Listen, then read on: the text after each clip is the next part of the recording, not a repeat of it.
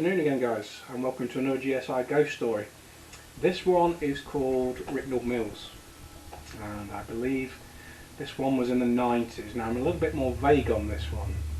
I think in fact it might have even been late 80s, but for some reason I've got some memory of this one, but not massive amount. I can seem to remember the earlier ghost stories a lot more vividly, but maybe it's because I didn't actually see the ghost in this one. But anyway, Ryknald Mills, a friend of ours, again it was Richard, who was in the ghost story regarding the man at the end of my bed, the bedroom ghost. He used to work there, and he told us tales of people seeing various things being moved. Now this mill, it was an old style cotton mill, hundreds of floors, I apologise, about 10 floors.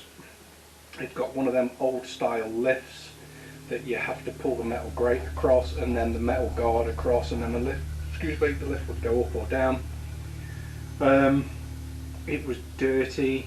It looked something a bit like out of a horror film. If anyone's seen Graveyard Shift by Stephen King, that sort of mill. And he was finishing his shift, I think it was about 4 or 5 o'clock at night one night, and he invited us to come in, finish up in a bit. And he was washing up, and I said, "Do you want to go ghost hunting?" Now I remember myself being a teenager, why I can't put which year it was, but it must have been late 80s, early 90s. It must have been late 80s, I think, for my age.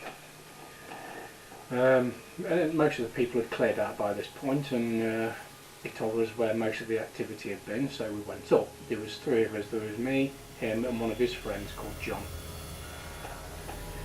And we went up to a couple of floors, down some sort of like, not hidden staircases, but they were very dark, very dank, listening and things like that. I mean, we was kids at the end of the day. We had no equipment. It was just a case, let's go down here and see if we can feel anything, see if we can see anything. Then we decided to split up. Now, Richard had told John that up on the 7th floor there were things that had been moving about, and so I'll go up there then, and me and Richard went down to the floor below, on floor 6. And the floors were massive. Once you come out of the lift, it's like a huge expanse, and you'd have machines like cotton reels and things that would wind this cotton up so they could send it out and sell it, and other materials and stuff like that. And then on other floors you'd have massive boxes and either the finished product or the products that had come in waiting to be ravelled and split and things like that.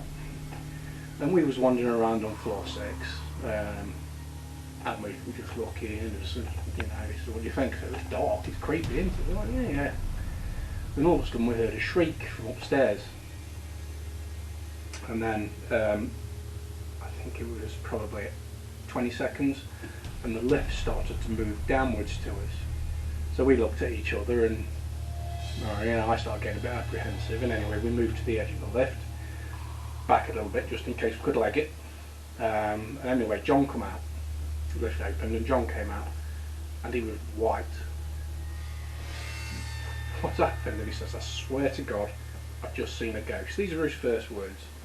So anyway, we ended up going out of the mill. At least we went down to the bottom floor where the canteen and the drinks machines and stuff like that was. So we went down there and we told, "Right, what have you seen?" He said, "Right, I was up on floor 7, and there's huge areas where all these boxes are piled, and I don't know if it was pre or post equipment or goods to be shipped." And he says, and as I was walking past, a box flew past me. Now these boxes are massive. If you imagine you get a big 60-inch TV, how wide the box is, but that square. They were massive things. Took 2 people to move them. He says, anyway, this box came flying past me. He says, absolutely crapped himself. Now for me, I wouldn't say it come flying past him from the description that he said, but what I would say is it's been pushed and it's fallen off. With nobody there. Quite spooky. But he says he panicked. And at that point, he says he was nearest one of the fire exits at the top, which led down. Because it's an old mill, it had a fire escape on the outside. And it was one of them where the stairs went down and back on themselves and down. It was quite high, but each floor had to have this link to the fire escape. He says he burst through the door and went to run down the stairs, and four steps in front of him there was a figure facing away from him, but only about half a foot lower than him. So this figure must have been 7.5 foot tall, he said, and it was just staring away from him. That he nearly gave himself a heart attack. So that was the scream we heard apparently. He squealed, he pegged it to the other end of the warehouse, straight in the lift, pressed the button, came down, told us all about it. Eventually we all went up onto floor 7. After John had calmed down, safety in numbers, so he felt a bit better, we all went up. We could see a box that, for me again, which is why I said I think it had fallen, it wasn't a million miles away from where the others were, but it looks like it had toppled off.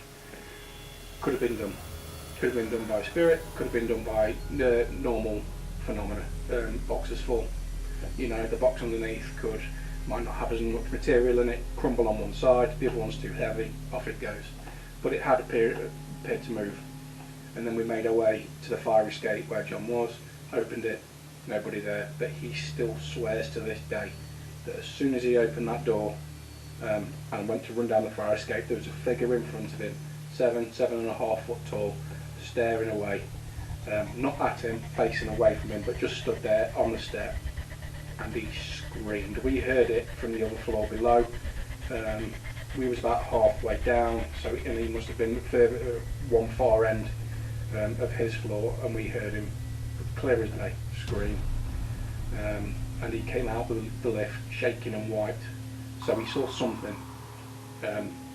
He's not that good of an actor. It was only a youngish lad, 1920s I think. So yeah, I think he saw something. I can't verify, unfortunately, but he's not the only one to have seen things up there from all the stories that we've been told.